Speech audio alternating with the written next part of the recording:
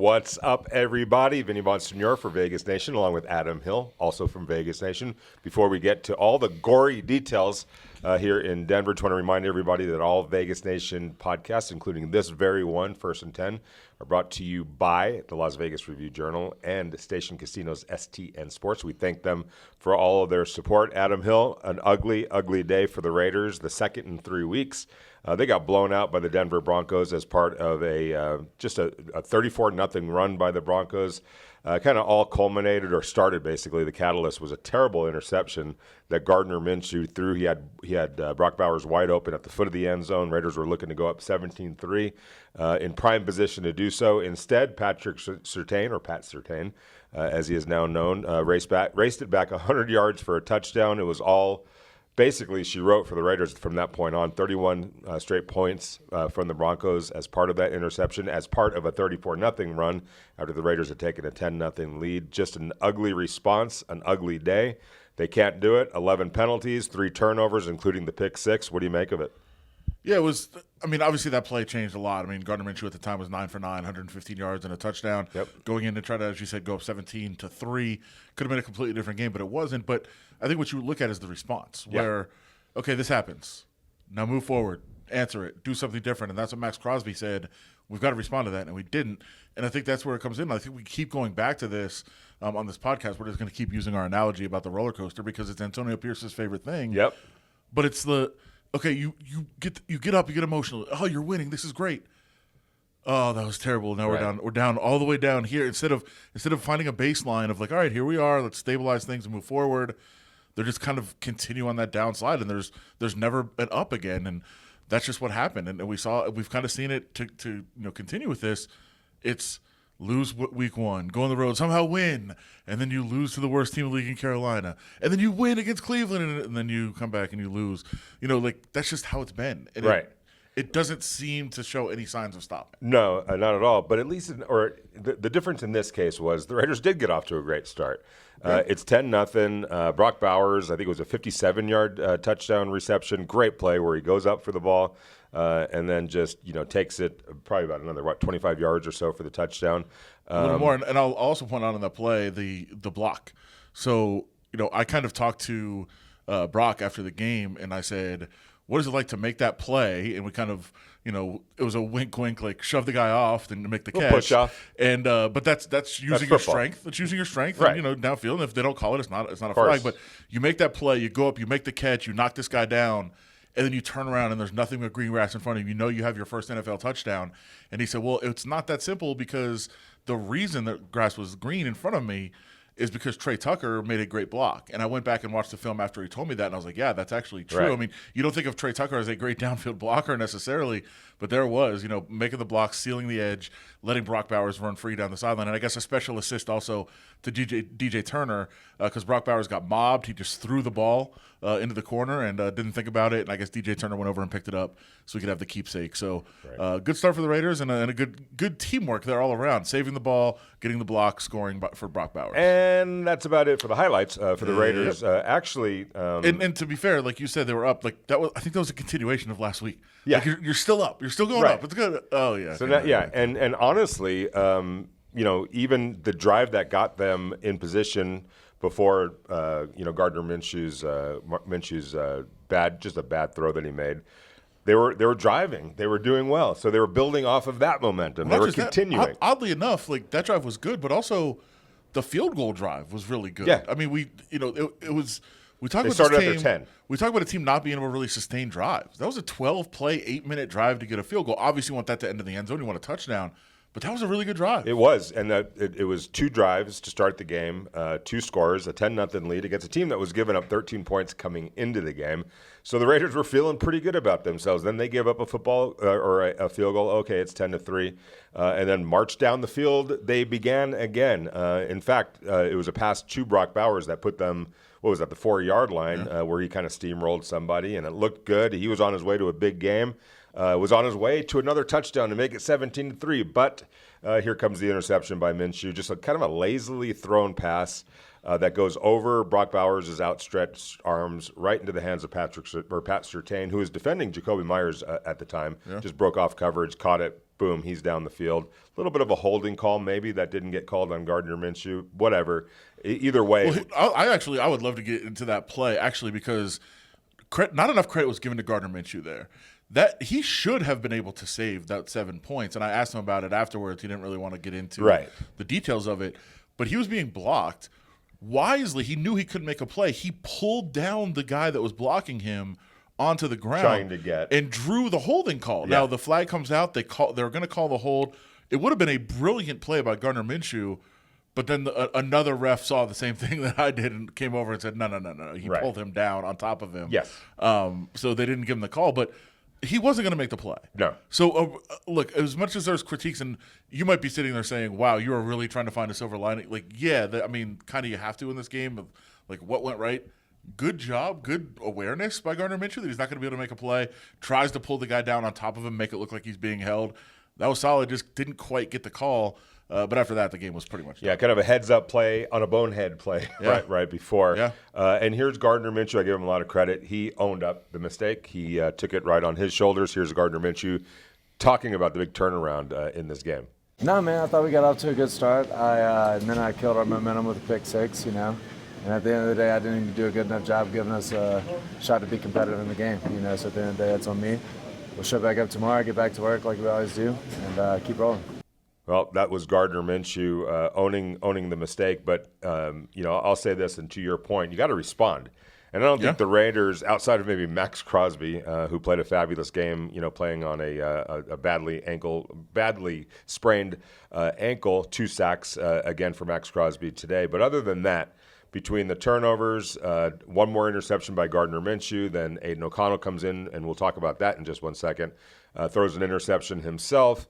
3 turnovers for the Raiders, none for the Denver Broncos. 11 penalties, a season high for the Raiders, who had been doing a good job with penalties throughout the season. Season high 11, including 12 men on the field on defense, which you just cannot have. It's not just that they committed penalties. It was the both penalties that they were committing. Time and time again, 12 men on the field. And they got away with one because there was a late substitution by Denver. They would have had 3. 12 men on the field. That's just inexcusable. It is. Anytime, but especially now, and especially as Antonio Pierce said, and Max Crosby, and everybody, it's a cliche, but you can't win on the road and you're committing turnovers and penalties. Time and time again they did. Denver misses a field goal, a 59-yard field goal attempt, and Janarius Robinson is trying to use leverage to boost over the line. Like, give him credit, I guess, for making an effort. But it's a 59-yarder. Make the guy make the field goal. Instead, you get called for 15 yards. They get a second chance at it. They make it. Like, that's just handing 3 points away before halftime. You can't do those things. Yeah, without question. We're going to take a quick break, and we'll come back and talk about the quarterback change and what this means for the Raiders moving forward. Locals know the STN Sports app is the most trusted sports betting app in Nevada. They have convenient sign-up locations across Las Vegas. So download the STN Sports app today. All right, so inevitably, and I don't know if it happened too late, too soon, whatever, Gardner Minshew gets benched. Aiden O'Connell comes on for him. Didn't play all that great. I think he threw for about 90 yards and an interception. Did help orchestrate a touchdown drive. But I think that Aiden's probably going to get the start next week against the Pittsburgh Steelers. I don't know where you stand on that. Yeah, I mean, at this point, it's what difference does it make? Right. I guess is the thing. I mean, you want to see Aiden O'Connell. I thought before the year, what I said was, and I thought Gardner Minshew was going to win the job if it was a fair job, and he ended up winning it. A fair competition. Barely. He did end up winning it. We disagree on that. We do. I think if it was anywhere close, it would have been Aiden O'Connell's job, and he wasn't able to do it. Everybody there wanted him to win the job. He couldn't. And so Gardner Minshew wins it. I thought before the season, the worst case scenario for this team is to go 7-9 with Gardner Minshew as quarterback. Worst thing that could happen. And if Gardner Minshew continues, that's probably what's going to happen with this season. Now, I think they're probably going to finish 7 or around there, But my thought process was, you don't want to go 7-9, go to the offseason and say, well, maybe Aiden O'Connell has something. I don't think there's any chance that's happening, whether he played or not. But I think that what somebody else pointed out to me, I thought was a very good point, if Aiden O'Connell can't win the job from Gardner Minshew, you already know that he's got nothing. No doubt about it. So, I mean, they don't need to find that out. No. So, I mean, I don't know if that's the case here, if it's just, hey, let's just see if he goes and does something. I don't think anybody has, like, these high hopes that he's going to save the season or turn things around, but you need to see something different. Like, something has to change. That's the easiest thing to change. And I do think they're going to make that change and go forward. I don't think it's 100%, but I think it's pretty close that Aiden O'Connell's probably going to take over as a starting quarterback. And, again, you look today, and I said it to you when he came in, this is as favorable as it's going to be. They've got a big lead. They're prepped to play a different quarterback. Everything is set up for you to come in and have success. He goes 3 and out, rolls into pressure once again, which we've seen time and time again from him. Next drive, throws into a contested zone. Pat Surtain just makes an unbelievable play, but still it's intercepted. So your 2 drives when it's kind of competitive still in the game are disasters. Right. And so it wasn't what they hoped. The response wasn't what they hoped. He then did settle in, put up some some yards, some points late in the game. I don't think that's really relevant to anything. But hey, maybe with a full week of preparation, getting the first team reps, maybe he comes out and has a good game. Maybe he sparks something. I mean, that's what you're hoping for. It's not out of the question. It certainly could happen. So I think that's what they're going to look for. Yeah, and by the way, who was Mark Davis chatting it up with on Friday night at the Las Vegas Aces game? Shador Sanders. And who is he? He lives right up the road here in Boulder, right down the street from Denver. The quarterback in Colorado, the son of Deion Sanders, and I think a lot of eyes were kind of bulging and saying, "Oh, what's this?" You see a lot of eye emojis on social media. Actually, don't check Raiders social media. Don't Google it right now. Don't search the trending topics, please. But yeah, I think a lot of other people were pointing out the Shador Sanders being with Mark Davis, and this is interesting. And that's a name we've connected to the Raiders before. I don't think there's that much of a surprise that there might be some interest. Yeah, there better be, or in a quarterback. I don't think that there's any question that the Raiders will be back in the quarterback business this offseason. They got to do something at that position. They've got to do something about not being able to respond as they did today. You just cannot go. You can't let that. I know it was a big play. It was a disappointing play. You kind of felt the momentum switch here in the press box, in the stands, everything. But you can't let that happen. Good teams respond from that. The Raiders didn't. Too many penalties, too many turnovers. Again, as Adam talked about, that roller coaster ride dipped down again today. We'll see what happens against the Pittsburgh Steelers. Do you have any early predictions on that game? I mean, well, Steelers are playing right now as the Raiders game is wrapped up. The Steelers are in action, so we'll see how they respond to what they do going forward. Steelers have a good defense. They've shown to be effective on offense. Like the Steelers are a better team than the Raiders. Let's not, of course, let's not let's not beat around the bush on that. But look, again, they're supposed to be going up next week, right? It's supposed to be the upswing on the roller coaster. So maybe it works out. It could. We'll see about all that. And by this time next week, maybe, and I think actually it will be, that Davante Adams is officially no longer part of the team. He missed his second game in a row. Technically, with a hamstring injury, we all know what's up. He's demanded a trade. The Raiders are more than happy at this point to trade him. Now it's just kind of coming together on a deal with somebody out there. Maybe it's the New York Jets. Maybe it's the New Orleans Saints. We don't know that just yet, but I do think Edgar Allan Poe, the Baltimore Ravens. That's right. Forgot about that. I do think it'll happen sometime next week, and so the Raiders will be able to clear themselves from that cloud that's kind of hanging over them. What it means for winning and loss. Maybe the Steelers. Could be the Steelers. You know what? I mean, what if Davante Adams is in action at Allegiant Stadium next week? That would be that'd be a good storyline. Yeah, exactly. I think Tom Telesco would probably wait another week if it was the Pittsburgh Steelers. But who knows what's going to happen?